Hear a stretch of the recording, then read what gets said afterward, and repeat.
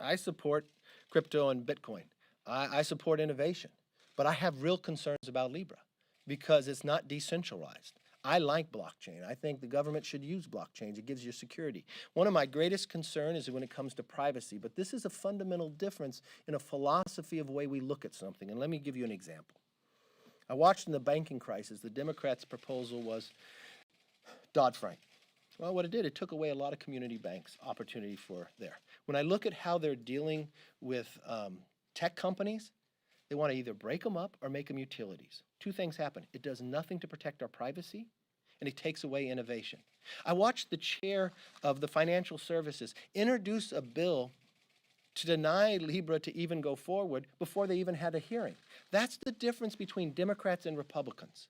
I believe in innovation, but I also believe that we should have a hearing on it, and maybe we need to put frameworks around it. But what I'm most concerned about is privacy. To me, our privacy when it's online, if there is something offering you something for free on the internet, you are not the client, you are the product. And your product is you and your information that they're selling to a third party and others. I wrote a New York Times editorial this week. I started the phrase with a friend of mine up in Silicon Valley. We had this discussion. He raised this issue with me. He said, what if the Postal Service offered mail for free? That you can mail your letters for free, but when you mailed your letters for free, the government got to read your letters. But it'd be okay because we'd find out you wanted to go on a vacation and we'd send you advertisements for that. Or if your kids needed new clothes, we'd send you advertisements for that as well. People would be concerned, right? Well, that's exactly how Gmail started.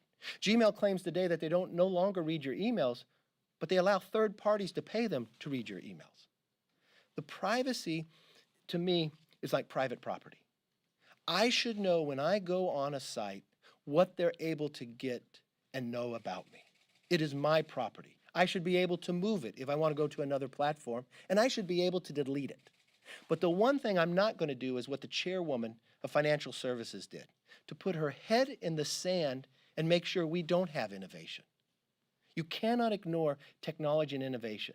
But what you can do is make sure there's safeguards around it that protect the privacy of the individuals who are going to use it. How many of you have ever read the terms before you sign up onto a site? You're giving away so many rights that you've never even read through. Shouldn't we, as a federal government, lay out in clear language what somebody can take